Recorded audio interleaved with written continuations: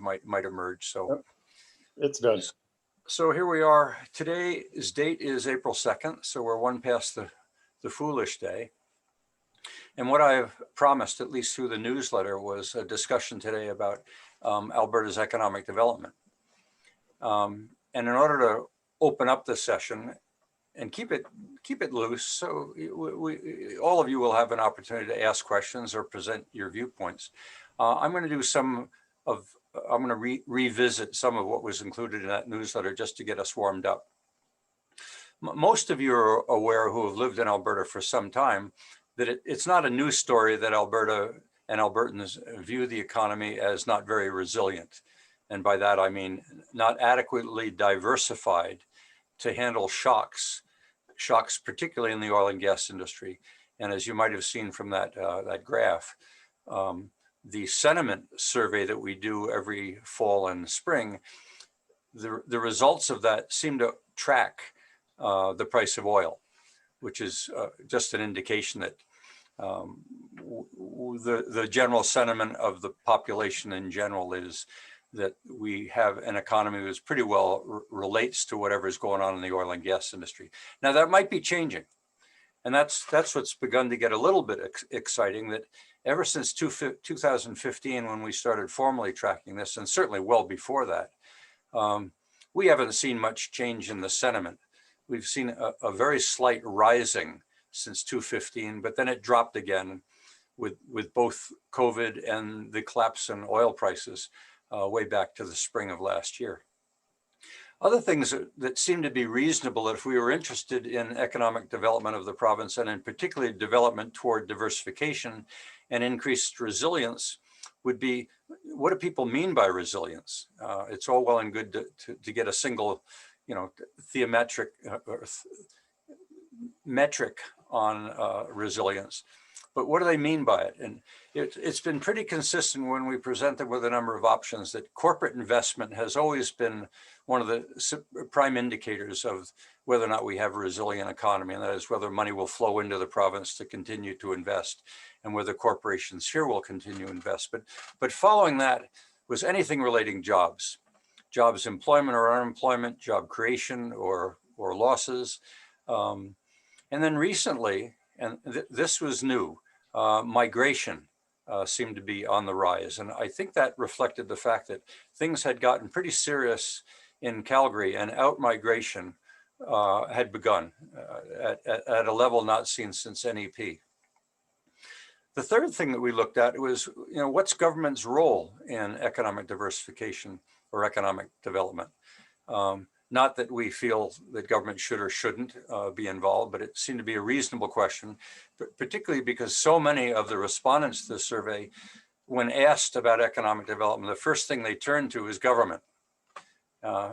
It's a bit unfortunate that we seem to feel that the fortunes of our lives and of our economy is based on what government does. That's very typically socialistic, and not one that you would think would come out of an economy that prides itself in enterprise and being feisty in the Wild West. But when asked what role of government, it was pretty clear. Spending was not high on the list, although it does show up. What was high on the list was policy.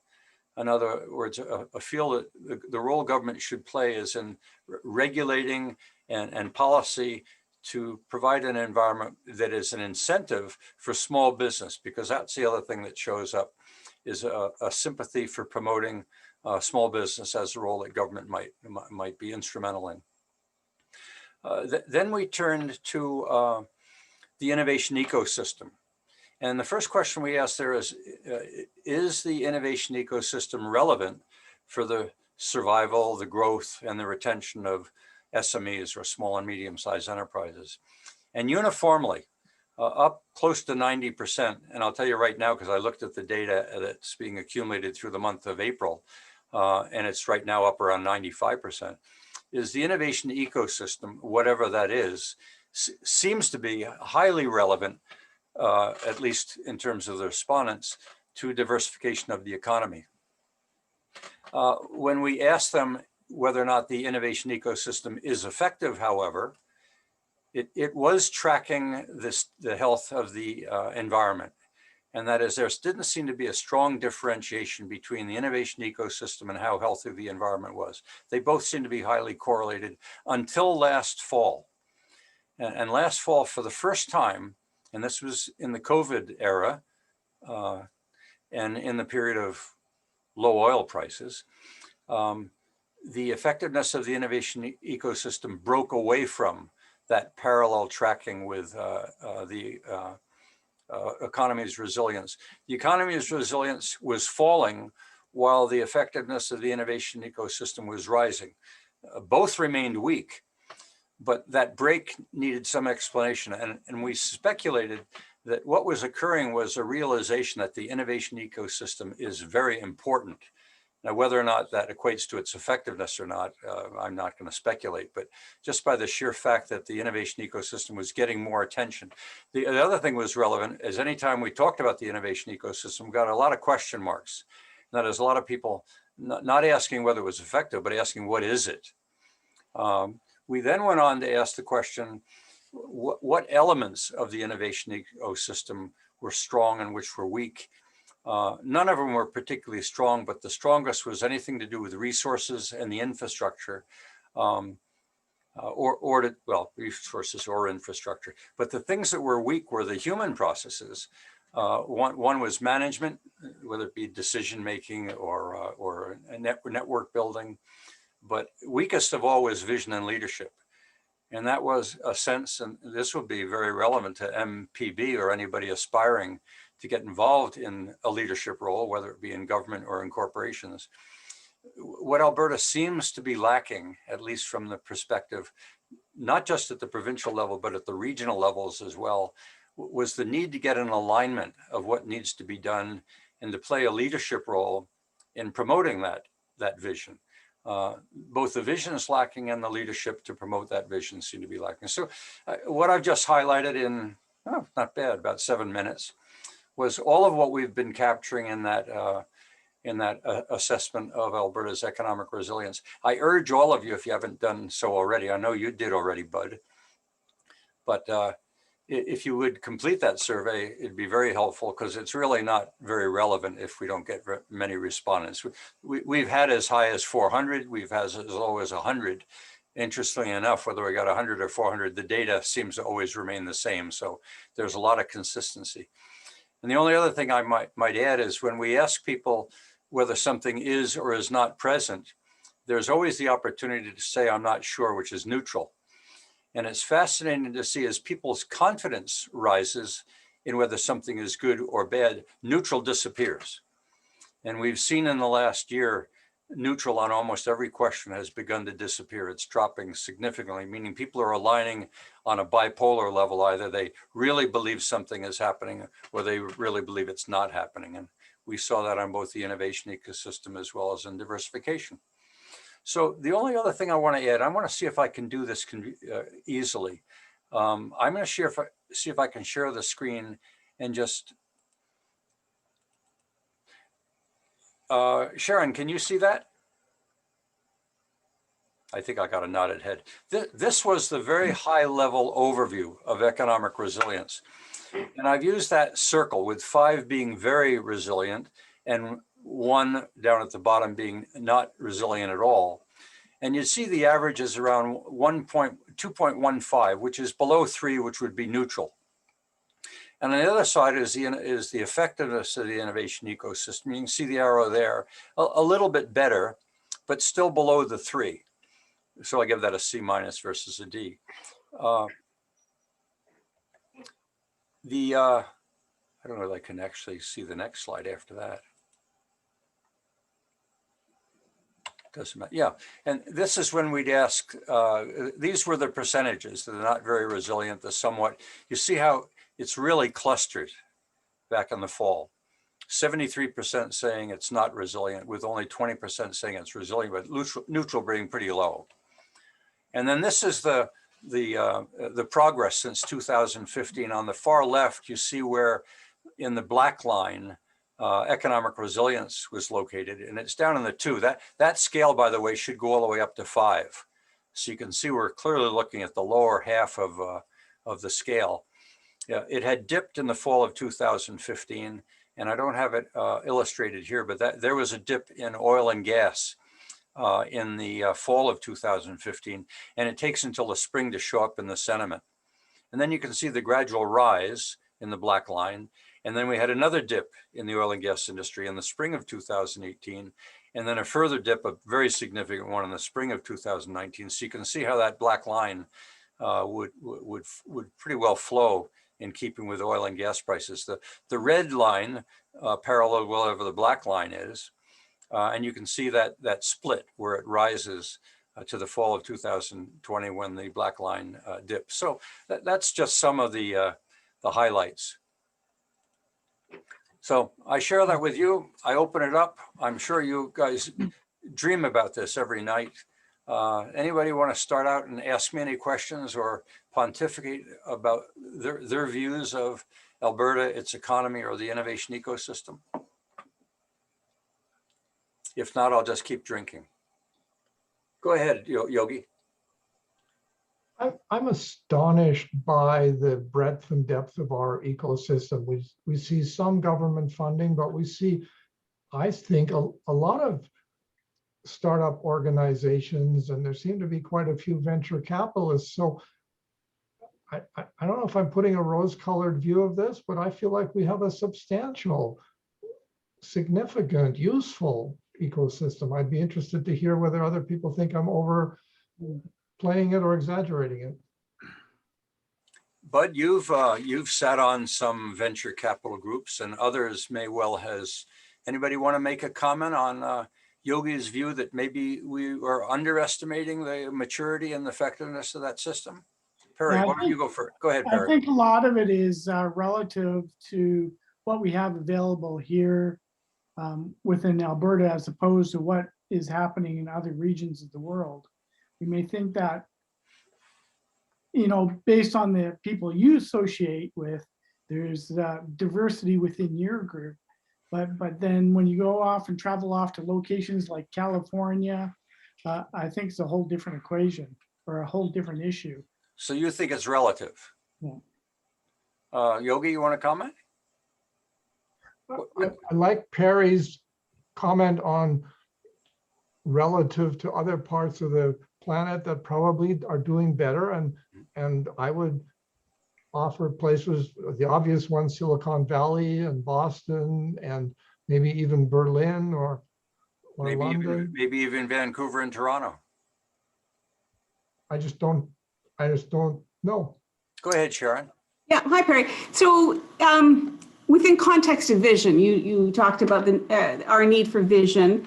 And I'm always on the fence about resources that we continue to develop within context of sustainable development goals, SDGs, and of course the technology sector, which I think we're trying to get support. But I think it's useful knowing what the United States announced on Wednesday in Joe Biden's announcement for that country.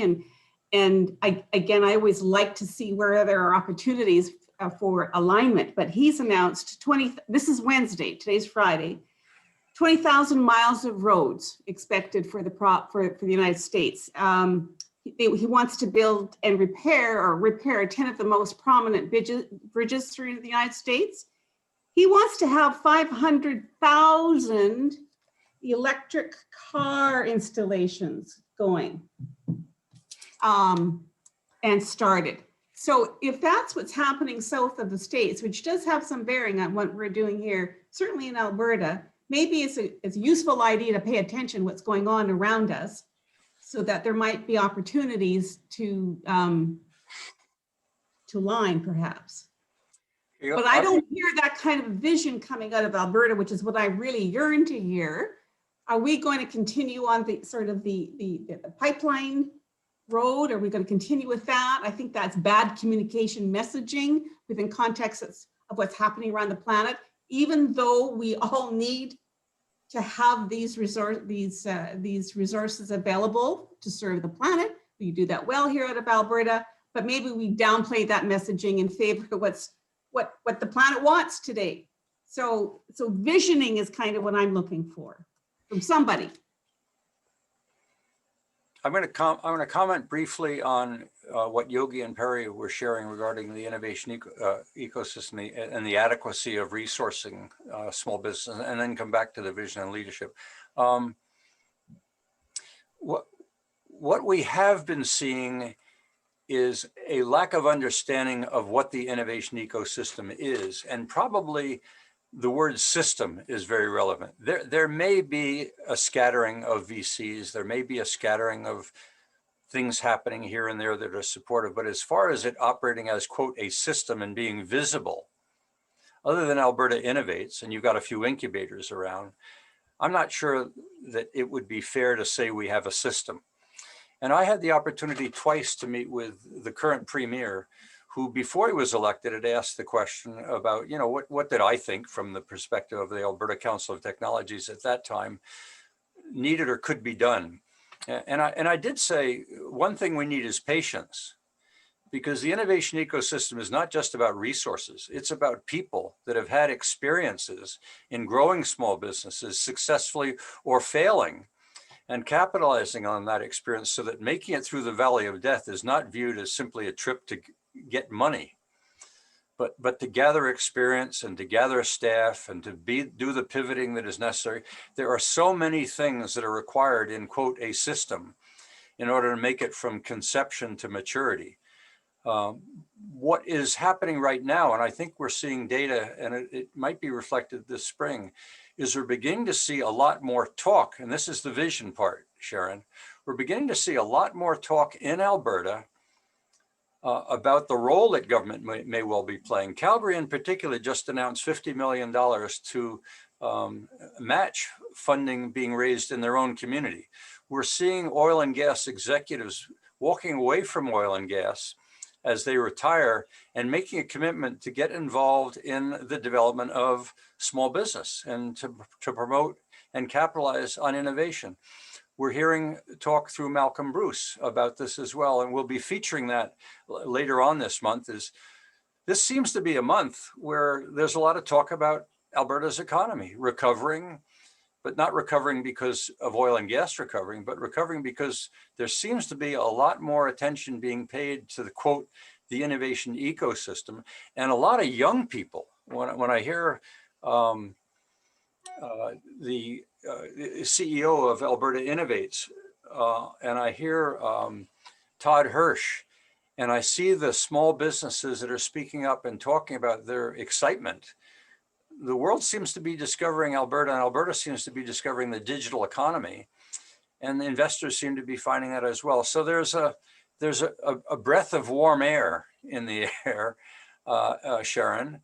What Biden does in the US is government again. And yes, it would be nice to have a vision that was more than just growing 2 billion trees. And I don't know whether any one has been planted yet, but that's 2 years old, that story. I still don't see that vision and leadership in Canada or in the province. But what you just articulated Biden saying about, well, we'd call royal broadband here, we talk about acceleration, we talk about raising of capital, we talk about incentives for financing, we talk about getting our universities aligned to develop staff that can handle work in some place other than engineers for oil companies. We haven't heard any of that yet. Bud, you want to pipe in there? Yeah, as a minority out of the 16, one of the issues that I have with the ecosystem and the hands out that we as citizens have is that we are handing more and more things to the government to do for us. And quite honestly, there isn't anything that government can do well. So whether you accept a 10% success rate, because they don't have success monitors or metrics, it's about how many government jobs and how many votes can we buy by throwing another 10 million or $100 million, okay? And I've been around and worked with governments, aligned with governments for a long time, and I've never seen anything that they do well, but they continue to insist on doing it. Now you're from Quebec, right? Yeah, right. Yeah. Well, that's a different story that we can share, because I was I was part of that whole thing, okay? I saw it actually happening. But aside from that, it always challenges me to get excited about these startups, because people talk about this successful startup of somebody who's got one employee and is losing $75,000 a year as a great successful business. Well, maybe you need to actually bring, is this thing profitable? And the same thing with our government handouts. Where is the profit motive? Because just because you're employing a bunch of people, if the entity is losing money, then it shouldn't be there, because somebody is subsidizing that, whether it's customers or taxpayers, somebody is subsidizing that. I have never applied for, and therefore never got, government assistance of any kind in my 20-some businesses that I've had.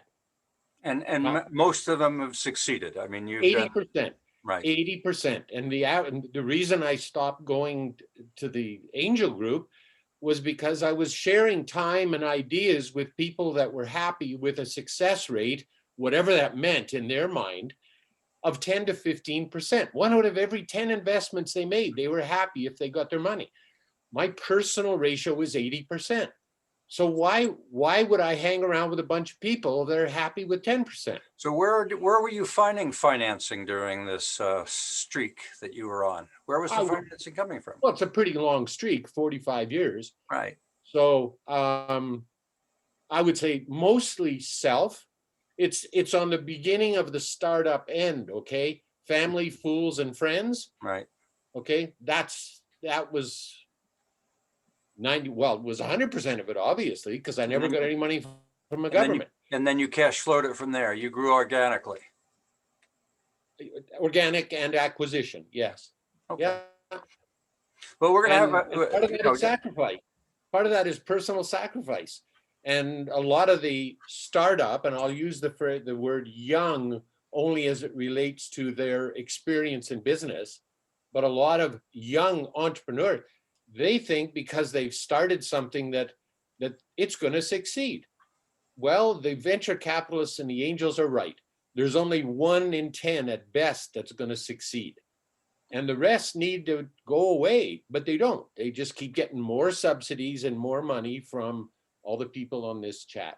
I'll be quiet now because I understand. No. I mean, I'm at the far end of the spectrum. I get that. You've had an exceptional run. I mean, there's no question. If we had hundreds like you, and if it was that easy, we wouldn't be having this discussion, because it would be happening as there are places in the States where they're not nouveau riche. They have an established economy. They've got a lot of experience. They've had failures and successes, often along the coast, by the way, which tells you something about the relevance of marketing and international work, and how often that creates a climate or an environment for investment. But just to give you a bit of an insight for next week, I've lined up 3 early stage startups that succeeded and sold off their enterprises as success and growth oriented companies. So I'm bringing 3 in next week. All 3 have sold off to the US to the tune of well over $1 billion. The question we'll be asking them is, what are you doing with that $1 billion? Are you running off to Arizona and buying houses and airplanes and toys? Or are you capitalizing on that success to yourself, take your experience and your capital and reinvest in helping small startups, or growing and investing in small startups for another round of excitement?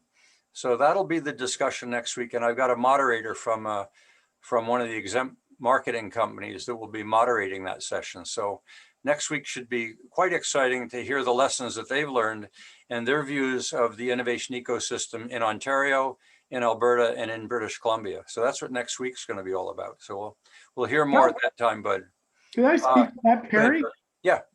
It's interesting because there's somewhere I read that talked a lot about the operation and function and business in Canada and how it varies from the US. Whereas in Canada, when they build a business, their intent is to sell it off. Right. Whereas in the US, their intent is to run the business. and make it profitable. Right. And I think we'll hear more about that. If you're growing a company, you want to keep on establishing more and more market share. And ultimately, the market is the US. I mean, we sit right on the edge of the border. It's a really big question, not just about growth or not just about survival and then about growth, but about retention. How do you retain the capital and the knowledge and the experience here in Canada when you've got such a huge appetite of the US to find you and to pull you into the US? That's a really, really big question. Go ahead. Who's got their hand up? Mel, you always have something interesting. Barry, you've always got something interesting to share as well, particularly in the world that you're familiar with, which is agriculture. Well, because I at one point in my career, it was Deputy of Innovation and Science. I guess I didn't do a very good job. Okay, we'll cut you off right there. Yeah, but there's a bunch of stuff. I think our expectations are too high. This is a small jurisdiction, whether we like it or not. In the global scheme of things, the world doesn't know we exist, quite frankly. Well, they do around oil and gas. Because when you talk, well, maybe. The investment is bailed on oil and gas over the last 10 years. The international investment, Canadian investment has become a bigger player, which is a good thing.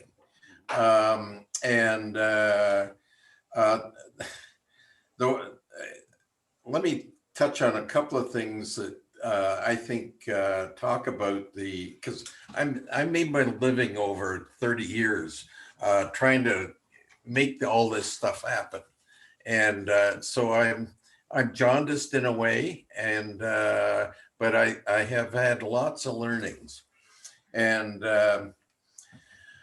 when I was DM at Economic Development, it was very clear to a few of us in the department, that in the management of the department, and also the minister of the day, who dropped out of politics after we left Economic Development. But and it was very clear that with the aluminum smelter at Kitimat, the beads that we produce from our petrochemical industry, those are the two main ingredients to an automobile of the future.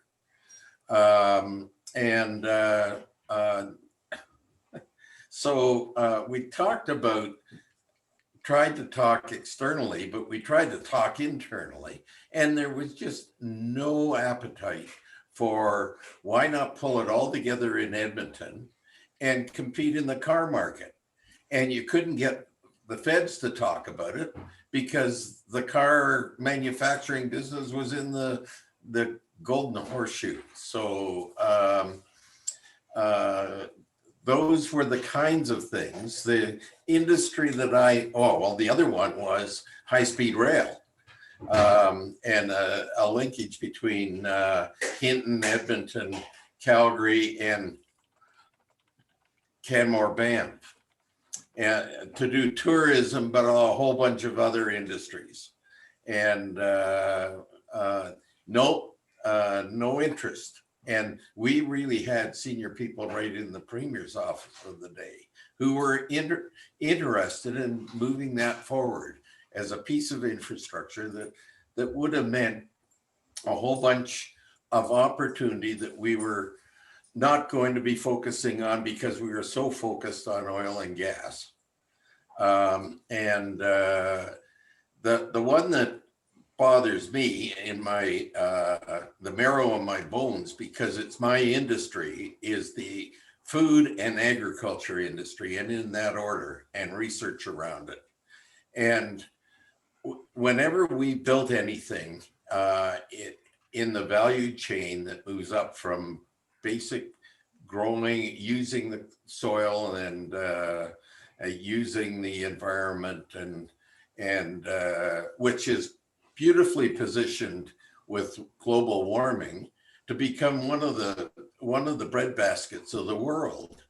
And, but we could not compete in barely harvesting, but we couldn't compete in processing or distribution of processed products because we could not, the global food market would not pay the prices for salaries in the business of being a global player there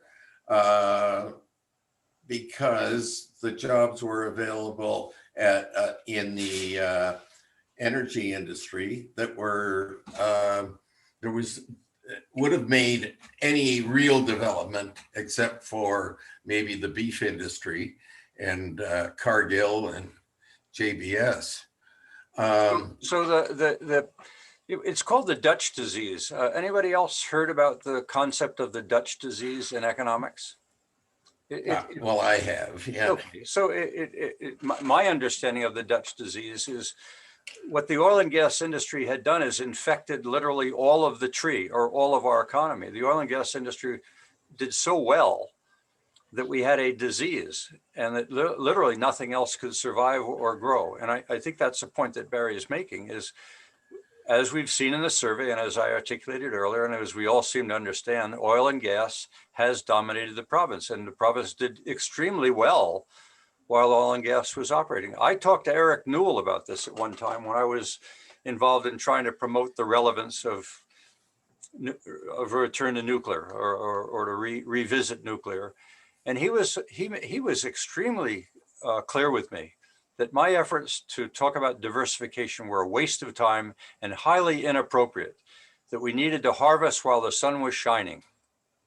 And that's a very corporate mindset and very short term, very capitalistic really, that when the economy is up in oil and gas, you want to pump out as much as you possibly can and harvest as many dollars as you can possibly get because it isn't going to last forever. And the province was living that way. Now, whether that was wrong or not, we were sacrificing opportunities for the future to mitigate any downturn with that mindset. But that mindset, as Barry was saying, prevailed in government, in the corporate sector, in the banks, across Canada. Alberta needed to do what Alberta did well, and that is manage the oil and gas industry. Someone had their hand up.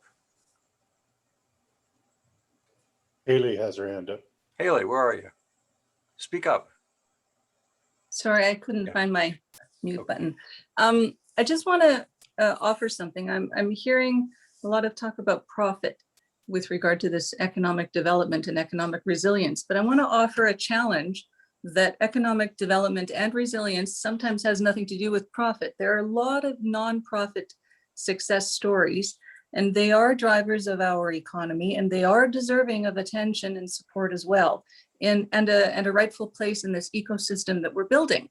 And a couple of days ago, there was one that was highlighted from the University of Alberta called TRIO, and that's Translational Research in Oncology.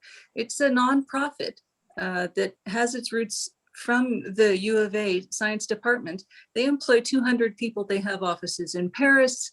They have offices in Montevideo. They are all over the place and making a global mark for themselves in cancer research and trials. So there are lots of opportunities. It is not based on profit, and it concerns me when it becomes based on profit, because then things like oil and gas will always win. And it does weaken this fabric that we're trying to build.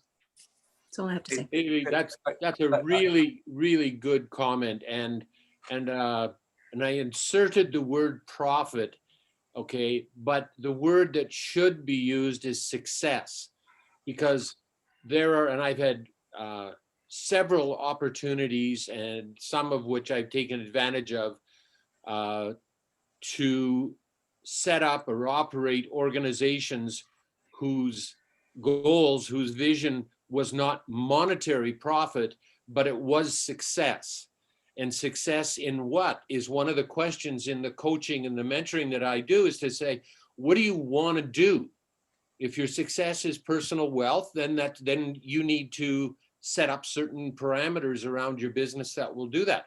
But there are, and I've had occasion to deal with people who have had social success as the measurement of their of the success of their business. So the word profit is the one that people typically use, but when I'm talking to people, I use the word success. What is it you want to do, and how do we know that you've succeeded at it? That's so just an explanation as to that word, because it's easy to slip into that frame. Absolutely. And I think the balance here is when you talk about the successes in Austin, Texas, for example, or you talk about what I think Edmonton is trying to say is people are seeking balance. And even companies that are seeking where to locate are not simply looking at the word profit when it comes to their location. It is certainly one of the factors, but they look for the lifestyle. They look for a living environment. They look for a place that some refer to as sustainable. And so while this discussion is focused very much on the relevance of business for helping build an economy and generating wealth that can in fact contribute and come back to community, including nonprofits, I don't think the fact that we're talking about the economy necessarily is to be dismissive of the relevance of nonprofits or of what my dad said to me, get a job that you like and you'll never have to do a day's work in your life. Well, I never did a day's work in my life because I always enjoyed what I was doing and I got paid for it. But in retirement, I never stopped. And as my wife said, you got retirement half right, you just don't get paid. So I do what I do with this and other things as well, because I enjoy it. And I think young people need to understand that life is not just about profit, and success is just not about a vibrant economy. We need to make sure there's adequate balance in there and a lifestyle that is reasonable. So I leave it at that. And I look for another hand, because otherwise I'll keep on chatting and you'll get bored with me. Go ahead, Yogi. Just to circle back what you said about the dominance of the oil and gas industry, yes, Right. we should take advantage when the opportunity is there. But I've always struggled with the concern about diversification and the people concerned that we're overly dependent on the oil and gas industry, because the oil and gas industry has never been more than a third of our economy, and it's been decreasing every year since the last 30 years. Right. In the time when our economy has grown substantially, we're down to 25% of the economy until the last crash. And I'm assuming it's down even further. So No, time out right there. One needs to be careful. We've taken $50 billion out of the economy. So the denominator has changed. And that raises the numerator on itself. So the percentage of the oil and gas revenues in an economy which has lost $50 billion hasn't actually dropped all that much, particularly with oil now at $60. But go ahead. Okay, so my point is that I think we already have a significantly diverse economy. And if we put some energy into encouraging some of those smaller sectors, we can only increase the diversification. And the discussion of agriculture, I think, is a good example. There are many niche opportunities within that broad term called agriculture that perhaps we should be looking at to continue the diversification of our economy. So this is a really important point, I think, for all of us to dig into a little bit. If diversification is what we want, then doing a lot of different things is success. I don't think diversification is in itself what our objective is. I think our objective is resilience, so we can avoid shocks and have a sustainable economy, whether or not we have a volatile oil and gas or commodity pricing at all. So while we may have diversification, and that's been my argument with Western diversification that argues we are diversified, I'd say, but that's not what our real objective is. Our objective is to have an adequately resilient economy, which is why that's what we're measuring. And it's not resilient when it continues to ebb and flow around oil and gas, which is that Dutch disease. Even public sector reduces its commitment to the financing of education and health when in fact things go bad in the oil and gas industry and we're pulling back. So until we can build agriculture, IT, forestry, and by the way, forestry right now is hot as a pistol. And why? Because the commodity prices for OSB or wood are higher than they've ever been before. Well, that's a blip. But the fact that we have something to share there is to ship raw lumber elsewhere to the world. And I want to add something there as well, because this relates to what Barry says, is how sympathetic the province and the corporate giants have been to diversification. When I became managing partner of KPMG Consulting, I called the oil and gas industry, forestry, agriculture to my office. And I said that we as a consulting firm would like to do more in the area of diversification because we hear the government talking a lot about that. And it was Weyerhaeuser's McDougall, who'd been formerly Deputy Minister of Economic Development, who was then president of Weyerhaeuser, said, "You don't get it, do you?" And I said, "What do you mean?" I mean, I was more than prepared to admit to my naivete as I am today. And he said, "We don't control this economy." I said, what do you mean? He said, the corporate decisions that are made about what we will do with forestry and what we will do with oil and gas and what we do with agriculture are made in the States by the corporate headquarters. He said, if I tried to cut a 2x4 into something that we could manufacture and sell as value added, my corporation would stop me. That was pretty sobering and something we need to continue to appreciate, that diversification of our oil and gas and diversification of our economy is not done in isolation from what the world wants from this country. Yes, Sharon. So if the worldwide successful companies, to use probably a hardcore definition of success, are companies such as those ones which have emerged in the last 15 years, Amazon, Facebook, IBM, and the like. Right. On that handle, number one. And number two, the emerging economy that we're going to be seeing from here on out will be a hybrid economy, which will include both in-person and virtual and remote working circumstances, very likely. So those two circumstances. Can I ask for a show of hands to see if this group would want to see investment in technology-related sector, or maybe that's the idea, versus continuing on with the oil and gas sector? Can I ask that question, or would people hate me? Okay, so the first part is whether we want to see investment in Burn the focus. the digital economy, innovation. Yes, Okay, digital, you yeah, got- sure, yeah. Okay, I got two hands. That's one hand up. By who? Investment by who? By private sector and government. Sure. Let's say Absolutely, commit. by Let's say everybody. use the word commitment. Commitment, Okay. private and public. So I think you literally got every hand except Leslie, Fine. who's just given us a pretty face, and Oh. Dale, who's given us a pretty face. So you've made a very good point, and I think maybe we get off the oil and gas industry, we get into something which globally, that you don't have transportation infrastructure issues. You've got broadband, and you've got to have your internet connectivity. But if the economy is moving digital, and that is moving data, you're not moving highways, you're not using trucks and planes, and you're using the internet. If that's where the economy is going and intangible assets are the future, then Alberta has a chance to be an equal player, because it's not about distance to market anymore. Everybody has access to market. That's precisely the case, and we have a young population here, Perry. Right. And we have an innovative mind, absolutely. Barry, I do not think that we retract and think smaller. I think we. I didn't suggest that. No, I think I didn't suggest that. What was complementary there was the hybrid. We're not talking about abandoning oil and gas. We're not talking about abandoning agriculture for anything that's commodity based, but we are recognizing that there has been emerging over the last 20 years a new economy with a product that didn't exist before, other than IBM selling computers. They weren't really selling information at that time. They were simply processing it. Now we can sell it. That's where Randy's coming with HealthGauge and what I call personalization. A new market has emerged where the intermediary is disappearing. You don't even need a doctor between you and the sources of your data.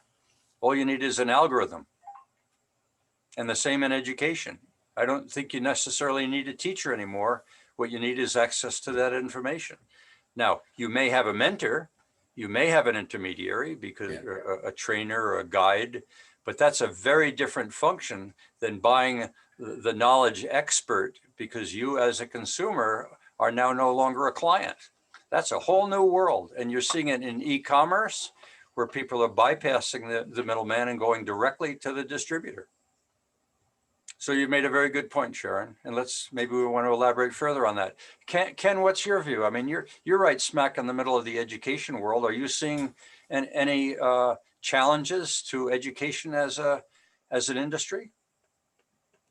Oh, no, when I say I'm in the education world, it's only because after working and having a company, I've gone back to school Okay. for completely different reasons. What do you want to comment on? But if I were to comment on anything, I'd probably be commenting on some of the things Bud said, mainly because I sit on the opposite spectrum than he does. I had a company and we built something for the Alberta government. It was the SPIN system for land registries. The original SPIN system was so successful that they could not allow some of the productivity improvements public because they didn't have a requirement for, they reduced their staff requirement by 75% in that particular area. The interesting thing about it, though, is when we went to build the next version of SPIN, which is initially we just did it for plans, registered plans. Then we did it for titles and a whole bunch of other things. The private sector came after the government, and this is where I take exception that government doesn't do anything right. I think it becomes a self-fulfilling prophecy if most of your populace believes that government can't do anything right. So there were a lot of good things that were done right, but there was nothing to support it on an ongoing basis. And so the first challenge was from IHS in Calgary saying government should not be doing this. This is private sector work. We were able to get past that.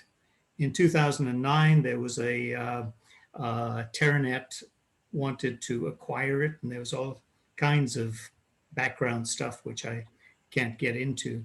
But now we've gone full circle, and that was overcome in 2009. Now it's going private again. Land registries and 2 other registries are going to be sold to the private sector to get immediate returns. I did try to look at some companies that might be able to afford the price of entry because I didn't have $1 billion in my bank account. But it's that the innovation that was created at that is going to go by the wayside, and it's going to go to, in this particular case, either an Ontario-based company or a Saskatchewan company, possibly. So I think there's a lot of innovation and so on. Now, I had various companies that I had along the way.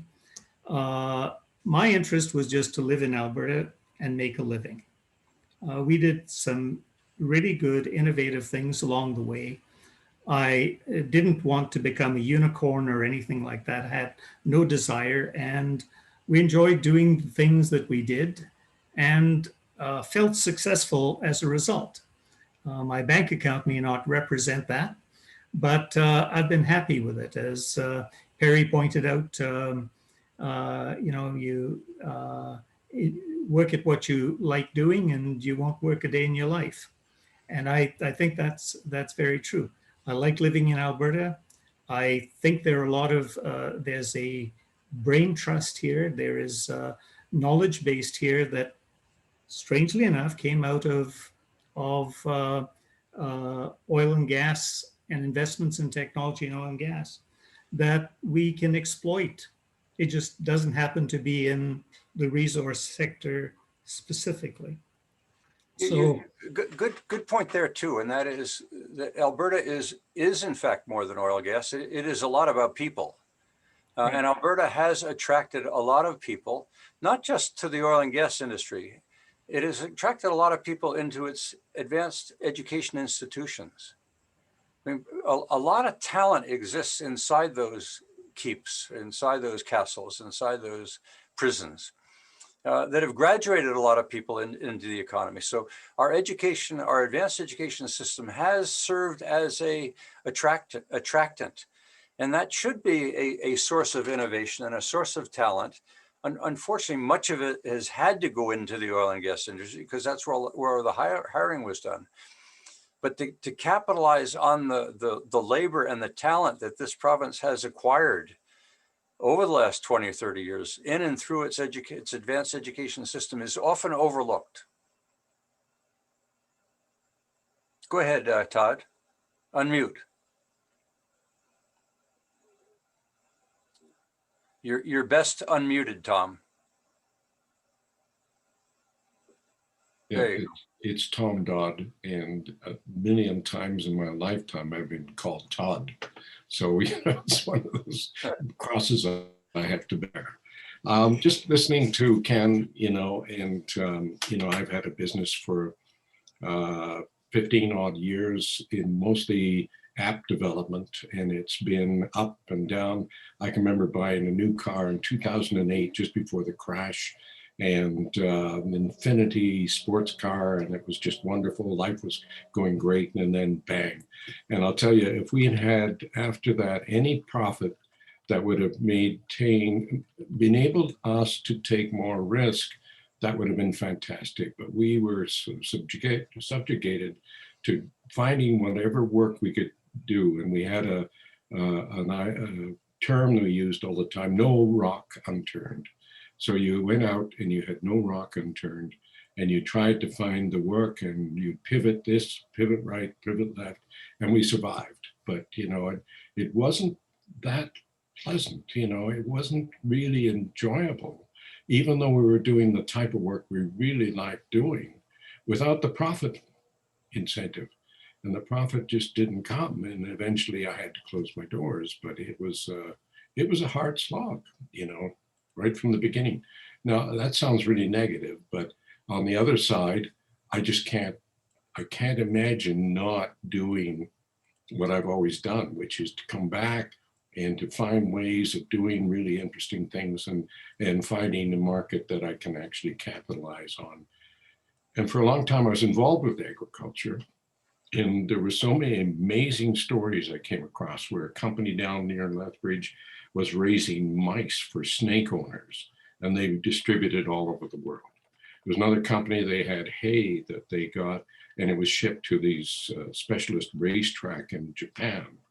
There's another company that had developed Indian foods, and they now distribute all over North America.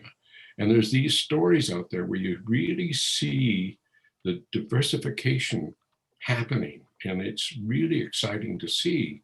But these are hard work. And again, these people, a lot of companies have gone under, and we've had, like 80% they say of companies will die in the first 18 months or whatever. And that's the reality.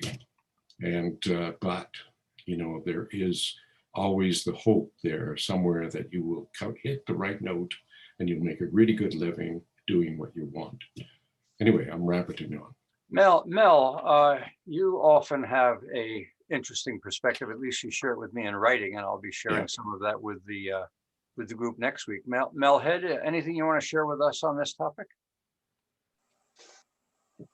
Well, I personally haven't started any companies myself, but I've helped new companies get off the ground a little bit, particularly in the software area, and probably more recently in sort of services area. Things like people, as they get older, have problems doing things they did before, managing their financial activity and that type of thing. So a couple of years ago, I put a business plan together and had no intention of actually moving this to a business, but did talk to a financial advisor who was quite interested in some of the ideas I had. And she took those and incorporated herself. And today she's got a company going with people that are working for her across the country. And I don't have any financial hold in that, but I meet with her every now and then, talk about some of the innovations and what she would like to do and that type of thing. And I've used that sort of approach on some of the other companies as well. All too often, somebody comes up with a great idea, runs ahead with it, gets some financing for it, and sooner or later hits a wall because some of the downsides or potential downsides haven't been explored. I don't know if you people have heard about, probably a lot of you have, the Six Sigma program that was quite popular several years ago, where they had different categories of involvement.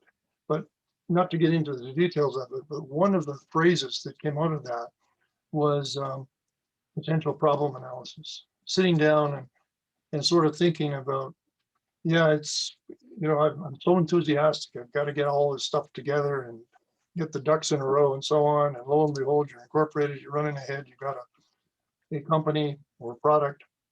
But the positive, the level of being so positive about it sometimes clouds those very obvious negative aspects of it. And I'm not a doomsayer necessarily, I'm quite optimistic, but my focus has been to find those little cracks in the structure and try to patch them before they bring the whole thing down. So, I've been signing on here about 2 months, I guess, Perry, and I've learned a heck of a lot from a lot of you people on here and others that have been on. And I guess in retrospect afterwards, I'm, as Perry alluded to, I'd send them an email with a couple of comments and that type of thing. So, at this point, I'm sort of looking for an area that I can contribute to as much as you people have. And being retired, I've got a few hours on my hands.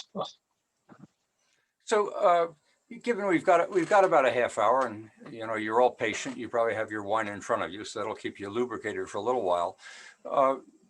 Mel, I've been called a provocateur by mayors and others, and I don't necessarily feel that's a bad thing. I mean, a good education and good learning is often being provoked to think. And I think it was somebody earlier today, I think it was Perry, commented, or Tim, that the sessions that we have are thought-provoking. And if that's what we do, great. I enjoy it, and that keeps me coming back. And I guess it keeps some of you. Todd just raised, I think that was his thumb, I hope so. But maybe we can shift gears for a moment. It's very easy to be a provocateur by focusing on what isn't happening, by focusing on the lack of diversity and all of the data that we gather that continues to point the finger at the fact that we're not doing enough of the good things that we need to do for the future. What could we be doing differently? Now, Sharon, you jumped into that. That was a positive, where you made reference to the digital economy, and maybe we need to spend more time and give more thought to what young people seem to be saying to us today. And the market during COVID is certainly accelerating, which is this, quote, digital economy. And the digital economy has disruptive implications for the healthcare industry. If the healthcare industry wants to remain stable in the face of the digital economy will run circles around it. And we're seeing that in many industries, in e-commerce in particular, we're seeing a lot of really positive things where, Mel, when you talk about the barriers we'll run into, the barriers are usually not technical. The barriers are usually consumer. And the consumer right now is really excited about health and education. I've talked to brokers that say, you want to make some money today? Bet on clean tech, bet on health tech, bet on e-commerce, bet on e-education. The companies that I'm going to show you next week are doing exactly that. So there are some people in the face of this Eeyore cloud of I have no tail that are making a really good future out of COVID and out of today. So in a moment of doom and gloom, there appear to be many that are shining a great spotlight on the future and saying, Alberta has arrived. Have we arrived? Is this gathering just a bunch of Eeyores talking about how bad things have been and there is no hope in the future? Or is this gathering really excited about the fact that there is emerging a light, not just at the end of the tunnel, we're in it right now. Go ahead, Sharon. You either were falling asleep or you're nodding yes. But unmute. I can tell you right now, I'm involved in no less than 3 startups that are involved in the digital technology sector. One of which is being financed out of the States. That's where it's financing, and it's being financed out of this $1 trillion fund just to get launched. And that we plan to have that leveraged into the private sector for investment. But that's going to be taking advantage of the change in disruptive thinking around, and that evolved and came out of the pandemic. And this has to do with taking, we say, the neighborhood back into the neighborhood with a form of mobile technology, mobile communications in an architectural setting on wheels, essentially, coming into the neighborhoods. So that's one huge sector that is welcoming to us. Apparently, we've just got this initial investment happening. And then my own exercise, which is in virtual conference market, virtual conferencing essentially, and that's tied to the remote learning sector, working from home. And we are prepping up, and we are really at the front of this conversation that we are all having here on Zoom to say that this is how it's going to be, folks, from a good long time going forward. So where's that investment coming? There's all kinds of investment going into the conference platforming networks that are coming up on strong, that are going to be competing with Zoom. And so that, again, that carrying on with that whole line of thinking, if you will. But yeah, we're deep in the middle of all of this. Is that what you wanted to hear? I would be very interested to have a conversation with you offline about your 3 startups, because this month, next week, we're going to be talking about those companies that, as an afterthought, are talking about the financing that they have earned through the sale of their companies into the US. And there's over $1 billion has come into Canada as a byproduct of that. And they've retained their labor because those companies are setting up branch offices here in Canada. On the 16th, I have Malcolm Bruce and Mary Moran to talk about the innovation ecosystems in Calgary and Edmonton and the rest of the province that seem to be taking off right now. And I want them to tell their stories about what they happen to be seeing. And then on the 23rd, I'd like to do a pitch session, which we've never done before, and get 3 companies to do pitches. Now, maybe Sharon, you have some ideas, or maybe others today have ideas of what companies we could bring forward, give them 10 to 12 minutes just to do a pitch to us so we can hear. I'm not talking about pitching for money, but just pitching to let us hear what a pitch is occurring today. What are young people pitching to TNT? What are they pitching to Raintree Financial? What are these companies saying to the market about investment opportunities? Because I hear from TD Bank, and it'll be in the newsletter next week, TD Bank has identified billions of dollars sitting in bank accounts that have been gathered during COVID. They're just seeking investment opportunities, and they're saying what government should be doing is providing some incentive to try and get them to realize that there's probably investment opportunities in their local communities rather than through their brokers in Toronto that ought to be looked at.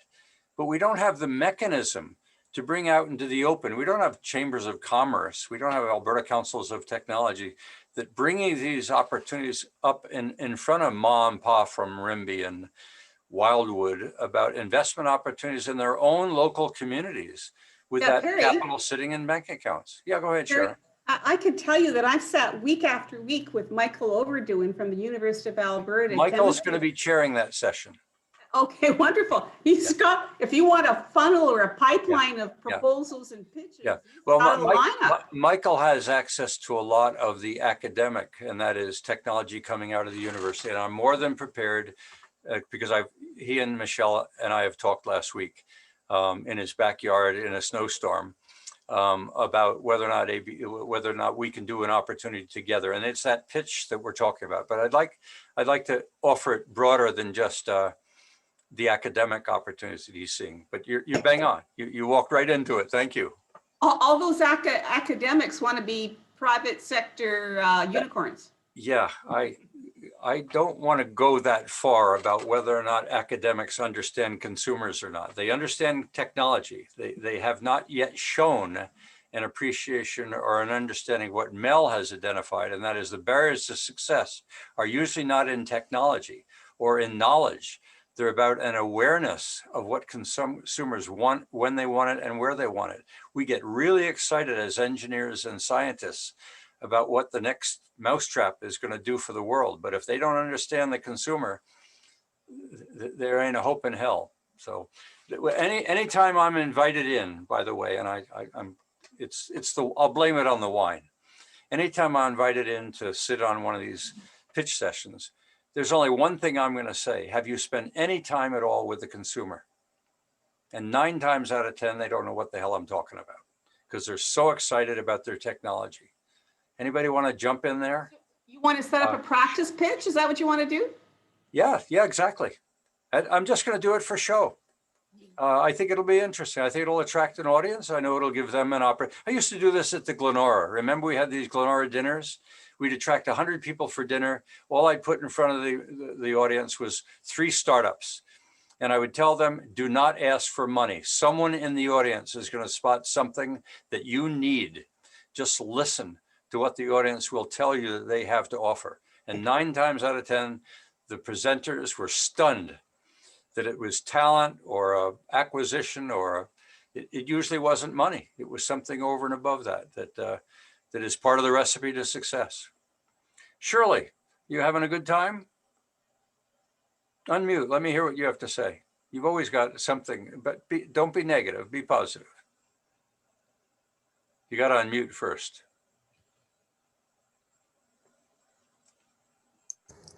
Go ahead. What are you thinking? Well, I've worked with a lot of startups over my career, and unfortunately, I've seen too many of them fail. And I recall those days that you were talking about when you used to have the companies doing pitches and finding out what the deficiencies are and why these startups are actually failing. I'm currently working with one right now that seems to be more successful, but I do see some of the drawbacks that they're having. So it'll be interesting to hear some of these pitches. Well, that's what I'm hoping next week we'll get a bit of a glimpse of those that have actually succeeded and hear from Galvanize that just sold for $1 billion, Verify that just sold for 8 figures, and a company out of Toronto that has sold 3 times into the US. I want to hear their stories about, what their keys to success were, some of the afterthoughts, what I've done to attract them. As I said, I would like to know whether or not you are prepared to reinvest your proceeds back into Canada, back into your local communities, back to entrepreneurs to help them learn from what you have done with some capacity to help to also potentially finance them. And I don't think we've done enough of that. When I talked to Laura Kilcrease about what she did when she was in Austin, Texas to attract capital to help turn the economy around in Austin, she said she attracted billionaires that had made money in the oil and gas industry that were prepared to give back. The Calgary billionaires were not prepared to give back. They were prepared to go buy toys elsewhere. And that's called nouveau riche. And until Alberta has enough success and enough experience to give back, and I don't mean giving back, but capitalizing on what they've learned and sharing it, we're going to continue to just ship things off and have nothing to show for it. That's what I want to talk about next week. That's going to be exciting. Go ahead, Todd. Or Tom. Jesus, you're right. I slipped right into it. I think what you're developing is just fabulous. And I have a young lady who I'd really like to introduce to you, who has got a company that monitors the water system for reserves. It's a remote system that she's been developing, and she keeps winning all of these pitching sessions, and she's just got better and better at it. And I'm just hoping, I haven't talked to her for a while, I'm just hoping that she's doing well. My daughter is involved with a company in Toronto that's called Lupio. And Lupio is an interesting company in that they provide a system. So if you're applying for a project with some big agency or whatnot, this Lupio project company does a software that enables you to pull in stuff that you've used in the past and plug it into your proposal to these big companies and whatnot. And they're doing so well, and they're like a $13 million company now in a very short time. And my daughter's involved with this exciting company. And I think, oh yeah, that's what it's all about. That's where it's going. That's what we've got to do. Anybody want to comment on? Go ahead, Yogi. Wanted to circle back to your comment about these pitches. For some reason, I was invited to about a half a dozen pitches in the last month or so. And I was astonished at the gaps, the flights of logic, the incompleteness of these pitches. And every one, of course, was given by an enthralled startup. What I found particularly disturbing was that the BDC publishes a pitch template. You would think that at a minimum, these people could just follow the template and complete it. So there's an incredible need for some rudimentary coaching and mentoring of many of these startups. Yogi, you have touched on $1 million idea, and we need more of it. When I talked about Alberta needs experience, like Bud has had, maybe like I've had, maybe like you've had, we don't have any hair. They don't pay attention to us. I don't have any hair. No, that's my point. So, and I'm not being critical here, but I'm pointing to something we need to bridge. When we did those Glenora sessions and we would bring 100 into the room, so the startup had an opportunity to be in front of 100 people, some of which maybe had capital to invest. They did not trust us.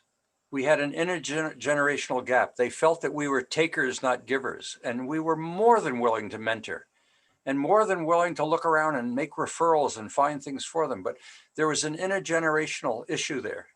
And I'm not quite sure how to solve it. It's occurring here as well. It occurs with the newsletters. It occurs with all of the reaching out to the university. When some students in the engineering faculty came to me a few years ago and said, "You need us," I said, "Yes, we do. But we have not been able to bridge that and draw you to us, what it is that we can do." And I said, "Why don't you build AB Campus Tech?" Which he did. And AB Campus Tech on campus was promoted and supported by ABC Tech and was a vehicle to try and get students to begin to spend some time with older people that had had some experience to share with them. And it lasted as long as the leadership on campus didn't graduate. Once they graduated, that was the end of it. But there's an intergenerational issue here, that there's a lot of experience and a lot of money sitting with people who have retired looking for interesting things to do, but we haven't been able to do that breakthrough. And maybe it's a one-on. Maybe it's Bud's problem, my problem, or bald. Maybe we need some hair. Maybe that's how we'll solve it. I don't know. There's an issue there. I think you've pointed to a real issue, Perry, and I don't know, is this the forum to get at that? Because there's a lot of people sitting around, and they're not necessarily sitting here, right, who have exactly what you said. Yep. One or both of the two elements. The experience that would be helpful, and perhaps the money, and you know, Yep. this whole issue of being enthralled in your technology is a huge impediment to success. No, it excites me to find a problem that is a real one that I think is our problem. It's like universities arguing we're not considered relevant in your community. And I used to argue, well, the university should do this, the university should do that. But then I translated the problem, and the community has not done a good job pulling the university into the community. And I think the issue here is not the issue of young people. There's something we need to learn how to do differently to give them opportunities. And to some extent, that's why I would run conferences, because the conferences, we were behind the curtain, we were neutral, and we gave them the stage. So the more we give them the stage, the more that we give them an established trust that we can be trusted. But if they haven't had experience other than with their parents, with older people, older investors who they all think maybe are in the oil and gas industry or don't understand the digital economy, we're going to continue to have this barrier. I think it's a real issue and something we could work on. Yes, Yogi. Thank you. I need to sign off. This is not Okay. a sign of rudeness. I think you're right on target with that, Perry. Thank you. Bring some thoughts back next week, or write a little editorial, because I hadn't thought about actually putting an editorial together on this topic. But if this is real and young people are at least reading what we have to say, then it's worth figuring out some way to reach out. And I encourage all of us to. I'll send you an email on that. Okay, should thanks, probably Yogi. give a heads up to everybody that's online here that next week will be on Thursday, not Friday. Oh, thank you, Claire. Yeah, next week will be on Thursday. The team that I brought forward is not available on Fridays, so it'll be on Thursday. Did everybody hear that? Raise your hand if you heard that. Bud, you heard. Dale, I can't see your hand. I see your smiling face. Okay, that's good. So everybody, I'm going to, it'll be in the newsletter, so we'll publish. Go ahead, Todd. You've got something to say. Tom, you've got something to say there? But unmute again, Tom. See, you can't teach an old Tom new tricks. Kerry. Yeah. Go ahead. Yeah, what you've got coming up sounds really exciting, and you are an amazing guy, and the way you pulling this stuff out is just so relevant to our times right now. I was just thinking about these people, and we've talked about a bit of this before. Warren Bergen, who's with AVAC. Yep. People like Randy Thompson, who does, as you know, he's led this group for years, and I think he's still around. Oh, yeah, no, I'm in touch with them for an opportunity down south. Yeah. Yeah, pulling these guys in who are actually with these angels and whatnot, as a follow-up to what you're planning there might be a great idea. Well, that's the pitch on the 23rd. I could invite them to the pitch and make sure they're present. The John Pinsons, the Randy Thompsons, the Werner Big, Warren Bergen, I told you before, he went after 130 companies. He had this government-backed financial thing called AVAC. Oh, yeah. And we asked him at one point, okay, out of the 100 odd people you investigated, how many companies did you actually invest in? He said, we invested in 7 companies. And this was a couple of years later, right? Where are those 7 companies now? He said, they're all gone. Right. So, this is what some of these high rollers are dealing with, is that there is a large failing rate, and we've got to overcome that. We got to get past that. We got to get. You just gave me a really good idea. I mean, I've talked about doing a pitch session. We've all seen, most of us have seen pitch sessions. I've never done a session where I bring Warren and Randy and John Pinson and Michael Overton to the room and say, okay, you guys are the pitch queens. Yeah. What have you learned? Yeah. Pitch to me why anybody ought to pitch and whether or not your pitch sessions are working or not. Nobody's holding them accountable. No. And I think they become very cowardly. Well, and that would be very unique, because that ought to attract the young entrepreneurs that think they're going to get a home run by getting in front of these guys. I'd like them to do a pitch from pitchers. A pitch from pitchers. That's what we'll call it. Yeah, I'll send you around. Oh, this is creative. Warren's number. Yeah. God, do I blame this on the scotch, or is this you guys? No, just the gin and tonic, maybe. All All right, we got 5 minutes. Anybody want to make any closing comments? Have you all done your surveys? Yeah, I did mine. Okay. And the thing is, what just to comment here, the thing that comes out for me is that, you know, I can say things aren't really happening in what I used to be involved with here, but I just don't really know what's happening in other sectors, you know. Well, What's we'll hear a little bit about that next week, because I think Ahmed Manga out of Toronto. Mhm. We'll talk a little bit about Toronto, and the lady coming out of Vancouver. We'll talk about what's the BC situation look like. Yeah, I And think the Werner coming out of Edmonton, we'll talk about what he's experienced here in Alberta. So we've got 3 perspectives on what's happening in the trenches, because these people have worked in the trenches. This isn't government bureaucrats or people sitting in ivory towers. They have been hustled. The one thing they all have is hustle. Yeah. They are in the market every single day. And I think they may not make that observation, but I will for sure, that the reason I've chosen the 3 of them is I know something they all had in common. They hustled every single day. Yeah.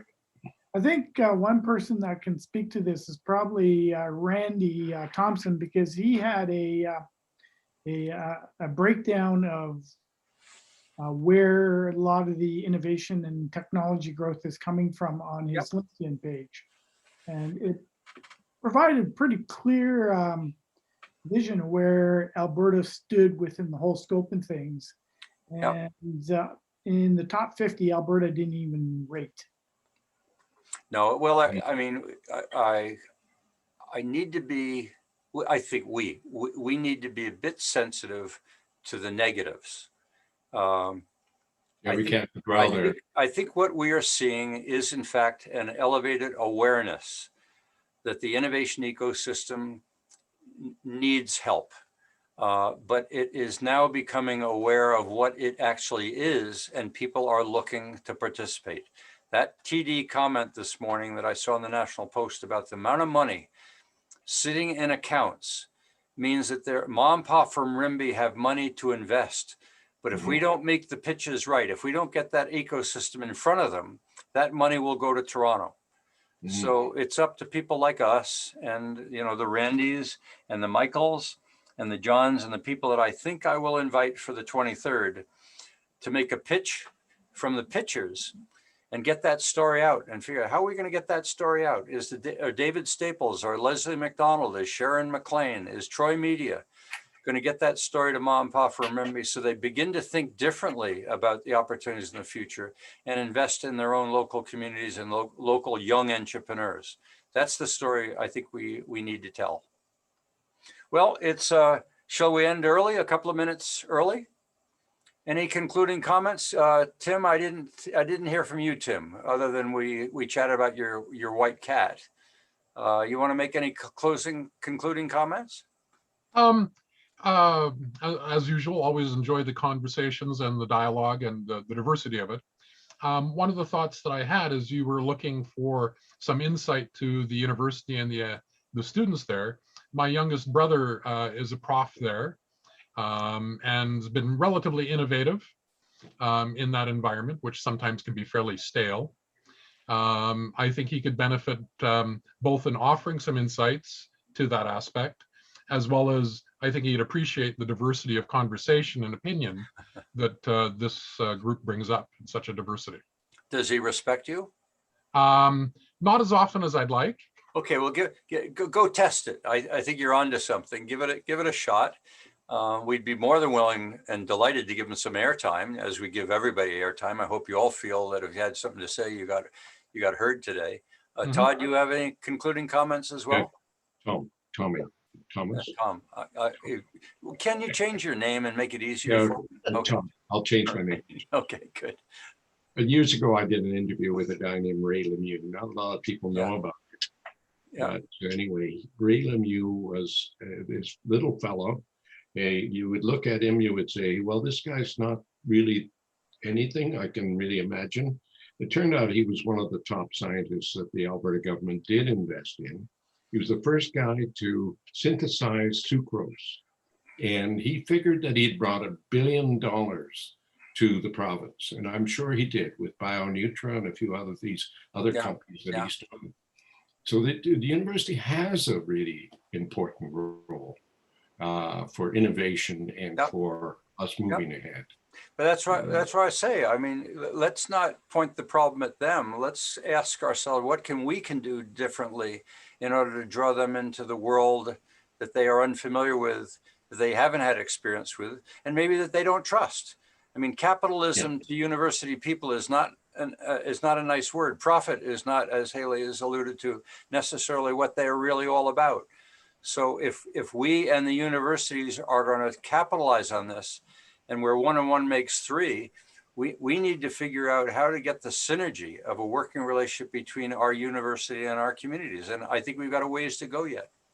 Both ways. Thanks, gentlemen.